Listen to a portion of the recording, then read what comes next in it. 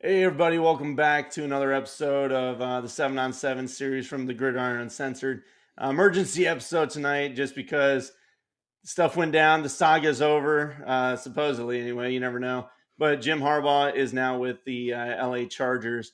And, Michigan is now on the coaching carousel. You were on the clock, Michigan. It seems like the clock might be done quickly, but you never know. Things have, crazier things have happened, if you will, across the sport. So sounds like Sharon Moore is going to be the head coach. But again, who knows? Trevor, how you feeling on this one, man? It's weird seeing him leave to the NFL again. I know, there's been talks about it over the last couple of years, but it finally happened. As a guy that talks sports in general, I love the fact that this is all a thing. As a fan, I truly have mixed emotions. Yeah. I will tell you that much because I feel like that Jim for the past few seasons has been getting railroaded just about by from everybody underneath the sun that can try and influence the success of Michigan. And I think he's done a really good job of kind of keeping his head down and kind of dealing with it. And if he thinks it's, I mean, obviously Ward Manuel, it's totally on him for dragging his feet.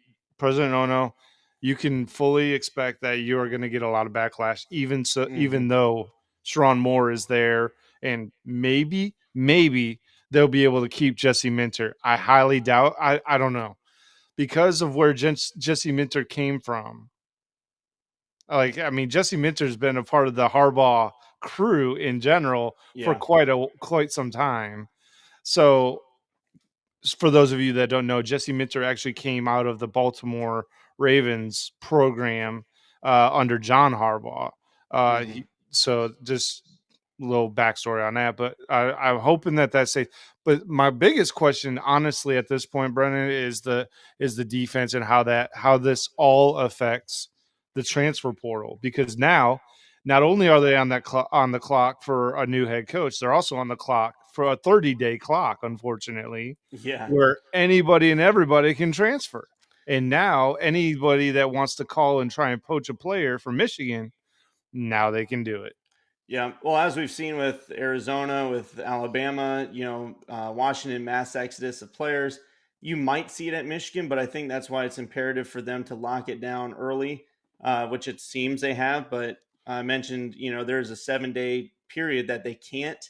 Uh, Michigan, when I say they can't hire a coach for 7 days because the job has to be posted for that period of time per state law.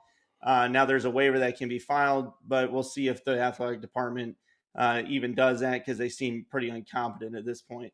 Um, Going back to the defensive side of it, it sounds like from the insiders that I've read on that they're going to offer a big stack of money to Jesse Minter to try to keep him around and to try to keep the strength and conditioning coach because he's vital to the program as well, Herbert. But who knows? And yeah, you've got 30 days in the transfer portal window. But I do think that if Sharon is named the coach, you're going to see a lot of stability and maybe not as much of an exodus as you've seen at others. Now you can't stop these other teams from tampering and throwing out money that you've seen them do at other programs. So I don't know. Anything could happen, but Michigan's got to lock this down, and hopefully they had a plan. I mean, the coach was out, job hunting. You should have been already putting out feelers for defensive coordinator, for keeping your staff in place or promoting somebody within. But again, who knows? Yeah, I heard a comment today where a lot of people are like, "Well, Chip Kelly is going to become the Michigan new head coach."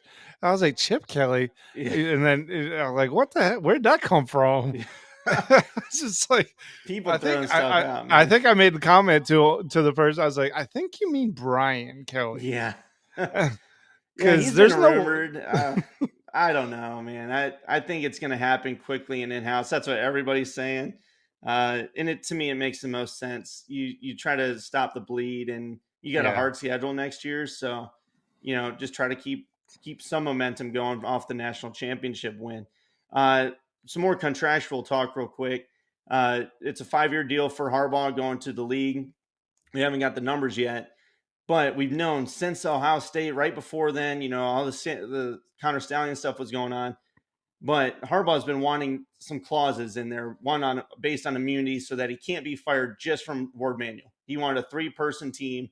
If something comes down, hey, we find Jim Harbaugh, whatever, that would take 3 people to fire him. Well, they kept saying, oh yeah, we're close, we're close, we're close. Turns out they never were close because they weren't approving this clause until tonight. In the 11th hour, they came in. Michigan came in and was like, "Hey, you know what? We're going to give you everything you want, Jim. Everything you want, we'll give it to you. Please stay. I see that you're actually serious now." And he's like, "Look, I'm already in contract talks and like signing here with the Chargers. There's nothing to do about it. Sorry, guys, you should have done it earlier." So again, that's from the Detroit News. It's just I don't know how you let a national championship winning coach slip like that because you're not going to support him when he claims innocence. And the NCAA has even said, "Hey, we got nothing on the guy. He might still get in trouble because he's in charge of the program, but he wasn't directly related to this issue." I don't know, Trevor. What do you think about the contract and all the I BS? think if Ward Manuel doesn't lock in a football staff within the next 30 days and make sure that that whole football staff is completely whole, then he should be looking for a new job. I don't think Yeah, Ward Manuel will survive failing to re-sign Harbaugh and failing to keep Jesse Minter and Sharon Moore and the strength and conditioning coach. If yeah. any one of those 3 are lost, he's going to be on the hot seat. Agreed. And you might see some fans on the lawn like they did with Dave Brandon back in the day. But yeah, we'll keep you guys posted on things that go on, and maybe more 7-7s down the line. So yeah, thank you guys again. Make sure you go like and subscribe. Go to our YouTube page and share us. We'd appreciate it. Have a good one.